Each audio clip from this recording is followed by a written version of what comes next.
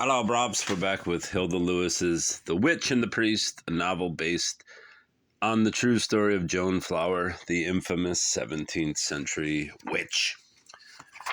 On this last day of October, I'll try to finish as many chapters before I move on.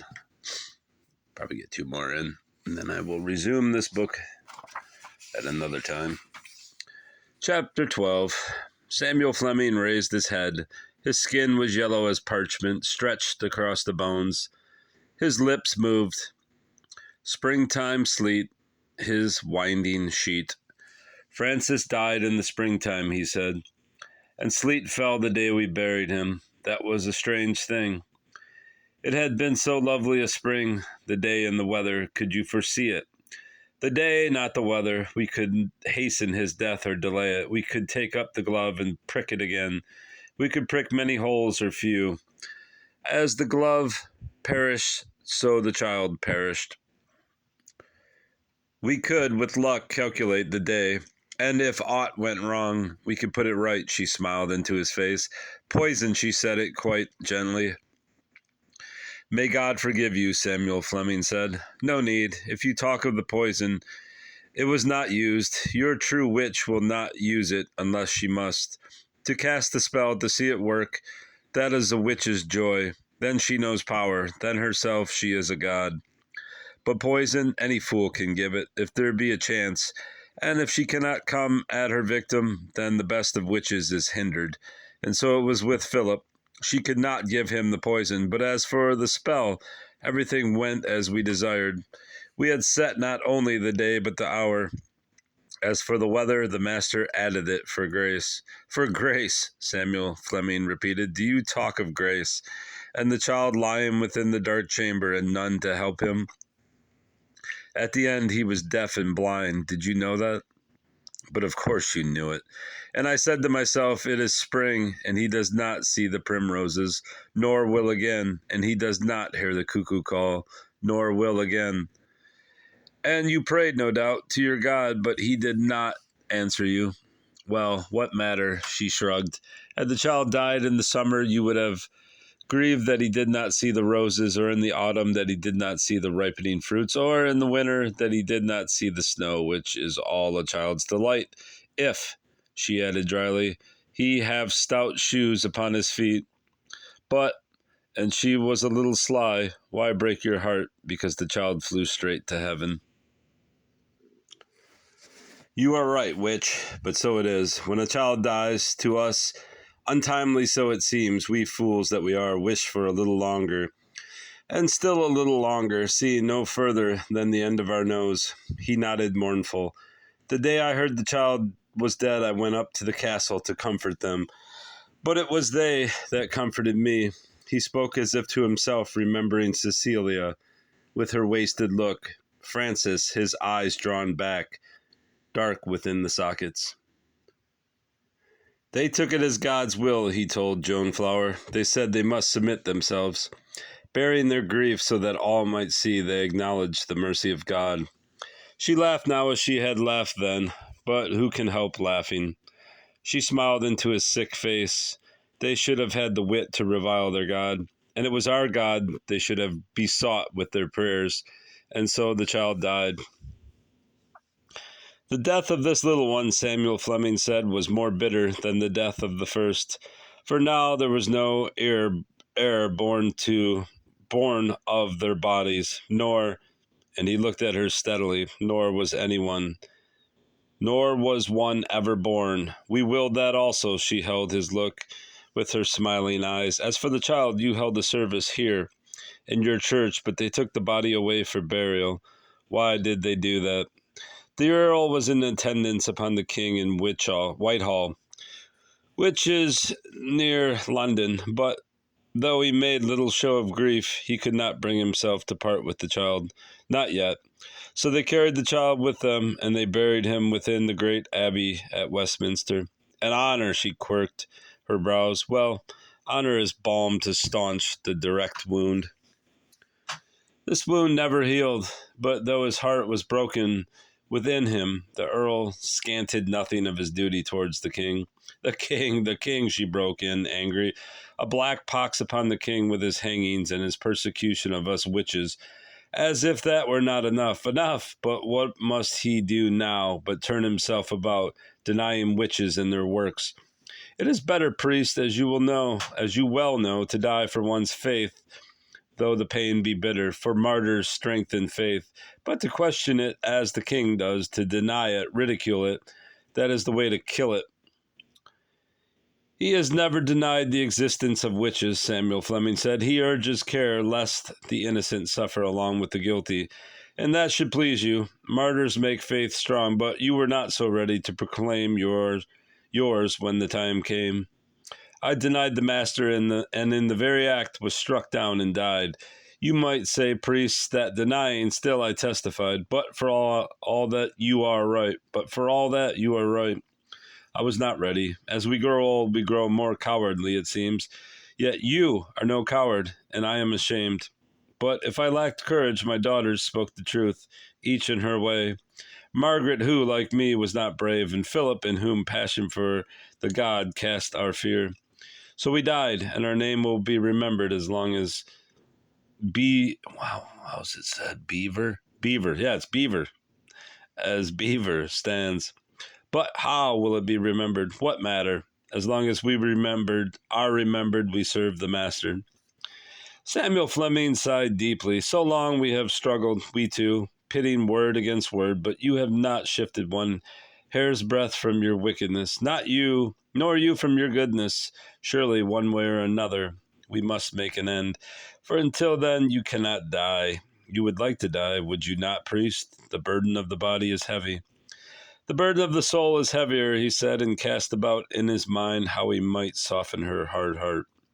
So sad a house, Beaver, he began, but she took him up sharply. Say you so gay a house with the king himself a visiting, and the fine gentlemen with him, and the music and the dancing and the fine fat foods. Oh, I make no doubt that the lady smiled and often. Yes, and the Lord too. And did we not see them hunting and hawking? And there was kissing and wenching and laughter above stairs as well as below. I wager my soul against yours, but it is a bet you would be wise not to take. For human nature does not change for the death of a child, nor yet for the death of 100 children. If witches know pity, and you say they do, then where was yours? For think, a house where there were children, and then no children.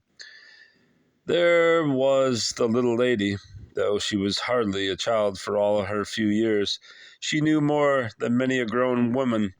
Yes, Philip, even, might have learned of her.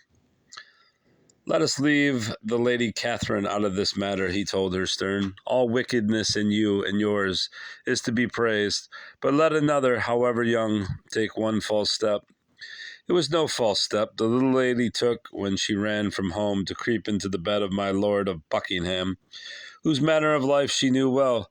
She saw the thing she wanted, and she took it. She had strength, and she had courage, and because of it I desired her for the master, but I could not win her. It is a strange thing, priest. She was no less wanton than my girls. Yet they were sent away in disgrace, but she, the little lady, was hung about with gold. What she had done might easily be forgiven. Gold is your true fuller's earth. Every sin may be forgiven, he said, but first it must be acknowledged and atoned. That you may be forgiven, you are here, burdening my heart with a hateful tale. And there is more to come, she told him suddenly, spiteful. And though you have heard it until your soul sickens, still you must hear it again. Very well, then, let us say it was sad at Beaver. What then? Turn and turn about. We were merry enough down at the cottage. Philip's hands were full. Fine folk make fine work. She could not be spared from that castle, and Meg was left in peace. Our house was full at night. Joan Willimont would come from Goodley. Jesus Christ. Goodby and Ellen Green from Stathorn. And they would bring Ann Baker with them, plucking her from her bed here in Botsford, and they went through. Yet that was no witch, priest. She saw us at our sport and looked and longed and took no part. She was a simpleton that knew nothing. That was as well, he told her grim. Oh, priest, your life has been too snug, too rich in friends to understand. But for us that are poor and hated, what better than the little room fast shut against the cold, and our friends beside us? False friends, but we did not know it then. And the familiars waiting to do our bidding, whatever it might be, to fetch meat and wine, or to strike down the enemy with our curse. Power. That is what the Master gives us, power over life and death. It turns a woman, even the poorest, the stupidest, the ugliest, into a queen. Did you truly feel a queen when no one would willingly pass your door, and when those who met you crossed themselves? Priest, you know how to prick. You can see into the heart of a woman, even though she be a witch. I tell myself I didn't care, but there were times I longed for the kind word. The coming and going with one's neighbors, running into a house to borrow this or that, a pinch of salt, maybe a cup of milk, or being sent for when a man lies sick. You could not expect it, he said more gently. No, priest, but, and she wrung her shadowy hands, must I tell you again? We are only human. We backslide now and then to goodness. And I was wise in curing the sick. My mother taught me long and long ago. She said to throw wide both door and casement to the spirits of sun and wind. She cared not at all for bleeding, except in the way of sacrifice. And then a cock only or a hen. She did no harm her life long. They called her a white witch. There's no such thing, he told her, stern. All witches traffic with the devil. When you use the power he gives you, even though you do good and not evil, even when you save a life that had otherwise gone down to the grave, still it is devil's work and mortal sin. There is no pleasing you, she said, petulant, not until you please God or try to please him. There was one time I might have pleased your God, which, though I was, but I was not let. It was spring, I remember, a month perhaps or less after the second little lord died. Willows in the hedges, colt's foot and celandine, a golden spring.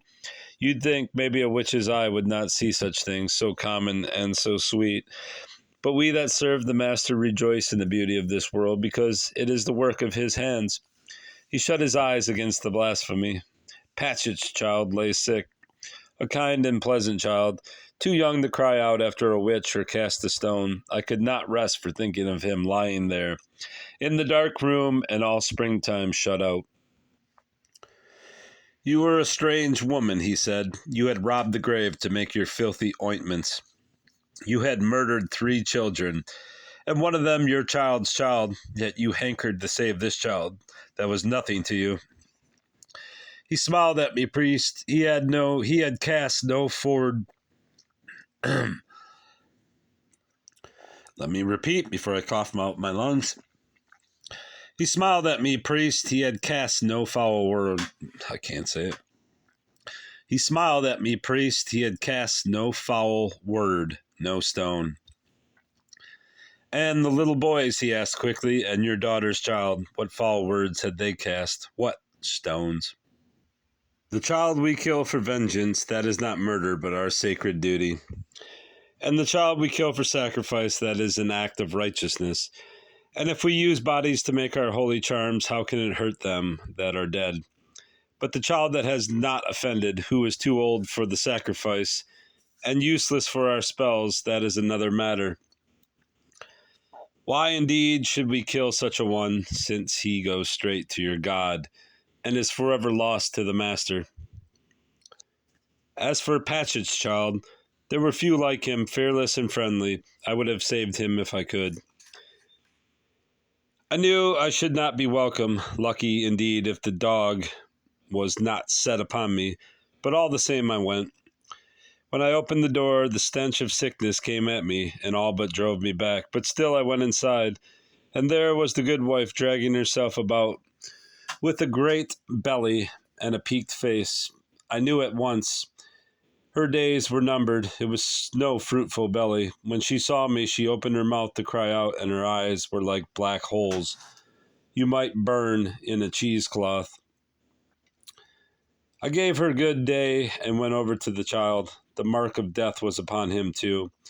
He lay as though dead already, and his breath so faint I could hardly catch it. If witches could weep, I should have wept then. It was a pretty child and had smiled at me. I turned away, nothing I could do, and there at my back stood Patchett himself, looking as though he would kill me, as afterwards he did do, witnessing against me with the lying tongue. Had you called me in time, this child would have lived, I said. Now you may dig his grave. And I looked across at the woman with the swollen belly that was not great with child and said, you may lay his mother beside him. It was a cruel thing to do, Samuel Fleming said, remembering how, before the May was white in the hedges, they had indeed buried mother and child in one grave. It was the truth, and any leech would have known it, priest. Do you quarrel with the truth? And when he spread helpless hands and could not answer, she said bitter, it is I who should do that, seeing they cried after me that I had killed them both, the good wife and the child. And they brought it against me, complaining to the justices. It was set down in the charges when I was brought before you. Ah, well, it matters nothing now. But for all that I spoke the truth that day in Patchett's cottage, the boy was dying when I saw him. Had they not sent for me or for some surgeon in good time, the child would be alive now. It was they that had killed him in their foolishness, his own parents, but I bore the blame. As for the mother, naught could have saved her at any time, for she carried death in her belly, and for that also I bore the blame. You were a witch, and they were afraid of you. Let any man offend you, and, though no harm was meant, your hand was raised to strike. On some you brought ruin, on others death. How should they not turn against you, holding you guilty for every misfortune, great or small? It was unjust, she said. This one time I would have done good. I had to confess it to the master and bear the blows. She shook her shoulders as if even now she could feel the strokes. Surely, this one time I should not have borne the blame. It is the way of men. As for your master, can you still deceive yourself about him? He lied to you from the beginning, before even you put your mark to a most wicked bond. He brought you to a hateful death, and after that death he shut you out from those delights.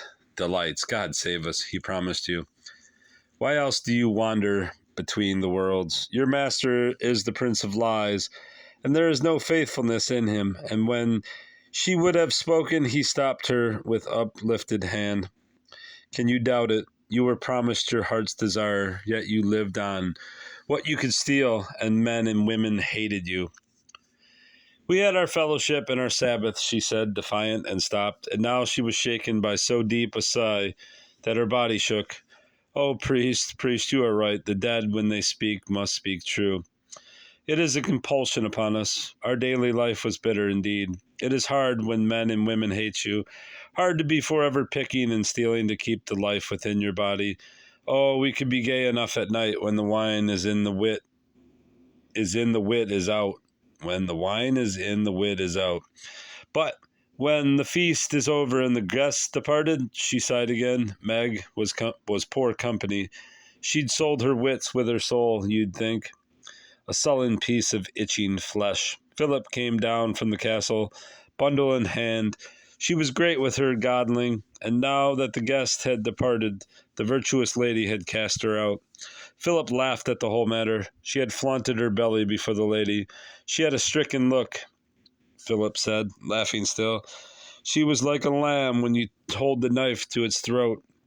For all her greatness, for all her virtue, she envied me. Philip patted her belly, and I laughed in her face. And now my lady has no child of her own flesh and blood. And what comfort will she get from the proud little lady? But let her find comfort, or none. It matters not at all. Now we clear the little lady from the board. No! Meg cried out, sudden and sharp. I have killed my child. I have helped to bring the little boys to their death. It is enough. Philip said nothing, but her fingers crooked. It was hard for her to keep her hands off Meg. You had best tell that to the master, she said, cruel. Tell him when you come to the Sabbath, and if you play the coward, I'll speak for you. Meg shrank back against the wall. Her face had a blue look, skim milk blue. She looked the poor thing, but I could not pity her. She had been accepted into our fellowship. Power had been put into her hands. Yet she did nothing but mope and make the air sour with her complainings. At our merrymaking she sat forgotten. She spoilt our S-bats with sorrowful looks and heavy sighs. Her thoughts, I knew, turned more and more to the lover she had lost and child she had sacrificed. As for the Sabbaths, they had become a terror to her. She was mortally afraid of what Philip might tell. I made myself gentle. Never fear, I said. Philip will not tell. Not if you are a good lass and sensible. But I did not believe it, I said. Come now, let us forget this nonsense. It is time to deal with the little lady, if we have the means. What have you brought, I asked Philip, that we may cast the spell? She smiled and pulled from her bosom a little kerchief stitched about with fine lace. Her smiling face went bitter. If this were found upon me, I should be whipped and set in the stocks. Hanged, maybe, since the pretty thing is worth I know not what. I picked it up in the park as I came through. Well, let it be worth what it may. It will serve. Her hands clawed at the pretty rag.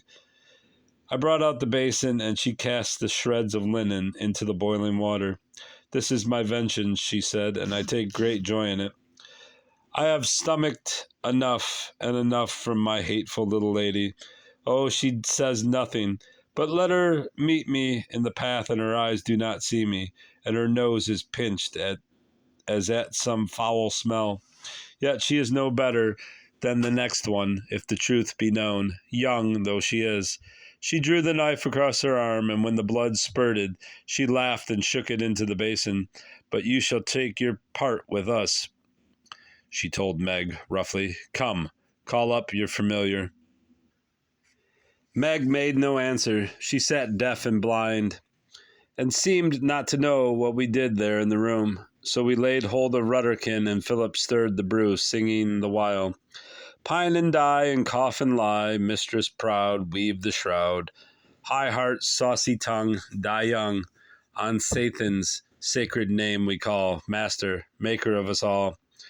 There was no sound in the room, only in the basin the reddened water bubbled. Meg went on staring at nothing with her pale eyes. Rudderkin crouched stone still. There was no purring sound with which he greeted the working of a spell. I knew then that things were wrong, and I was afraid. Philip said, pale, This child is hard to catch, and my sister aids him.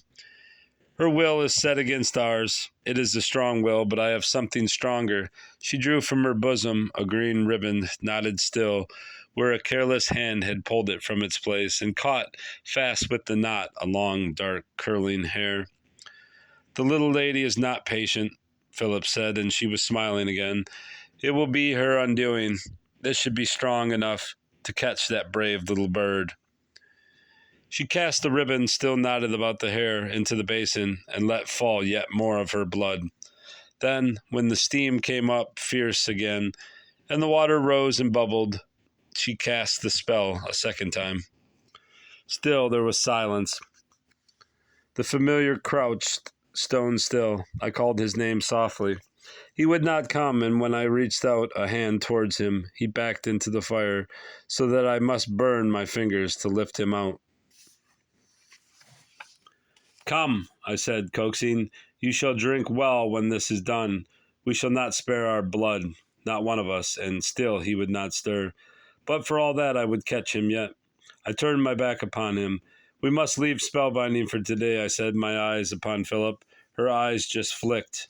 I am hungry, she said. Let us eat. So I brought out a loaf and some cheese, and we sat down, the two of us, to eat. But still Meg sat in her place and stared at nothing. As we ate, I heard Rudderkin's feet sliding and scratching upon the ashes. He was coming for his share. Philip's eyes glinted between their lids. She went on eating. Suddenly she pounced, and there was Rudderkin held by the neck. He scratched and he clawed, but she held on. Then, scratching, he drew blood, and so sucking, remembered his duties. He went quiet under her hand, but his eyes glowed, red and spiteful, and beneath the fur I could see him all tight and ready to spring. With one hand Philip held his legs, and the other she plunged into the basin, not caring at all that she burnt her arm in the scalding water. She brought out the mess, the rag and the ribbon and the hair, and she rubbed it upon his belly, so that he squirmed and mewed, but otherwise he did not move. Then I cried out to him, "Familiar spirit, rise and go. In the devil's name I bid you so." But he did not stir. We looked at each other across the cat's belly, Philip nursing her scalded arm. There he lay, his 4 legs still upturned, glaring at us sideways out of his red eyes. "Rise and go, I said it over and over again, and when he did not stir, still commanding him, I set him upright upon the table. But instead of rising into the air, he stood mewing like any cat that has been a little misused, and not at all like a spirit. Philip and I stared at each other. "It is useless," I said. "He will not do it, because he cannot do it." "Cannot," she cried out, "cannot! He is bound to our command if the spell be cast aright." "The spell was right enough," I said. "We have cast it twice before, and twice Rudderkin has risen and gone, and twice the child has died." "Yes," she said thoughtfully, "yes. The first time was easy, the second time was hard. Rudderkin was not willing, yet he obeyed. Now he refuses utterly." She stood there, eyes closed, head bent sideways as though she listened. "There is a will that works against us," she said. Suddenly, eyes still closed, she spun about. "Your will," she cried out, and pointed the finger at Meg. Meg gave a great start. "What?" she said, and it was as though she came back from a long distance. And again, "What?" "You have ruined the spell," Philip said, cold and bitter. "It is the thing to report to the master." My heart shook at that, but I gave no sign. "Do not blame your sister," I told Philip. "This is the will of the master, and against it no will can stand. The proud child with her saucy tongue is not to die yet. I think the master has use for her. Let well alone, my girl." Philip looked sulky. Philip looked sulky, yet she could not deny some sense in what I said. And indeed, that day I spoke truer than I knew. For the child brought stain to the honor of her great name until her father put all right with his gold. Samuel Fleming looked at Joan Flower in the gathering dusk. "Did you cast the spell again?" For certainly the child was bewitched. "We did not try again, but she was stricken, those fits, those pains, those fears. We did not bewitch her, and so I have said before, and so Meg said, and Philip also, though they confessed to all else. Believe me, priest, it had been easier for them to lie. They had already confessed enough to bring them to the rope. And this one question was put to them again and again, and it was put with torment. That at least is not true," he said, stern. "The law does not allow it." She laughed. Yet, had she tears, he could have sworn she wept. "If you did not know, then the worst justice you." It's bizarre phrasing. "And this torment, priest, it is all so useless, for it plays upon pain, and poor human flesh, for the most part, will say anything, that it may rest a little from its pain. And that being so, how shall you know true from false? Listen, priest, there is more than one sort of people you call witch. There are true witches like Philip and like me. We do our work for the love of the master. And there is a second sort like Margaret, who are not witches by nature. They work their evil in fear and without joy, because their love has grown cold towards the master. And there is a third sort, poor wretches, who have no dealings with the master, nor ever had. They abhor him, as you do, but because they are old, and because they are ugly, and because they have grown a little strange, perhaps with their sorrows, you call them witch, and so they come to their hanging." "No," he said, "no," and covered his face. "Yes, priest, yes. Nor is it less true when you hide your eyes. Such a poor creature may have a spot upon her body, for it is more often we women that are accused. A natural spot, even so common a thing as a ringworm. But the world cries out, 'Here is the mark,' and so they must hang. It is those you should pity of your Christian charity. You have never been hurt in the flesh, priest, hurt wantonly, hurt cruelly, in the name of righteousness. Till then, do not speak of devils. No devil can torment like your righteous man that is afraid." "It is not true," Samuel Fleming groaned. "In other countries, perhaps. In Scotland and in France, yes. In Italy, maybe. In Switzerland, certainly. And in Spain. But not here. not in this good land of ours, as my Savior hears me. If there was torment, I did not know it. And will your Savior forgive you for not knowing, you that set yourself up as a judge? And if he does, it will not be forgiven you by those poor souls whose bodies you tormented and then hanged. He held out his hands and looked at them, a little puzzled, as though he expected to find blood on them. But she went on implacable. Yes, you, priest, you, though your own eyes did not see, nor your own hands move. You guard the law, you and the rest of your magistrates and judges. The law of a people is precious and must be guarded, as we witches know that accept the law from the master and cherish it with our lives. For the law is more than any man, or any woman, or any child. The law is that by which the Spirit lives, by which your God himself lives. He looked at her, and there was nothing to say.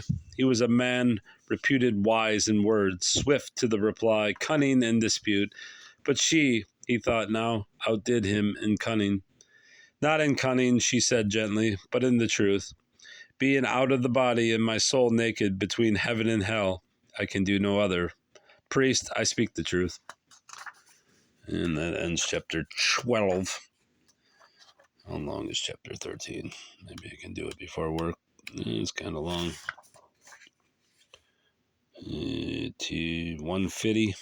150 to 162. Right. Poor Rudderkin. She scalded little Rudderkin. How dare that witch. Goodbye, brofs. Goodbye.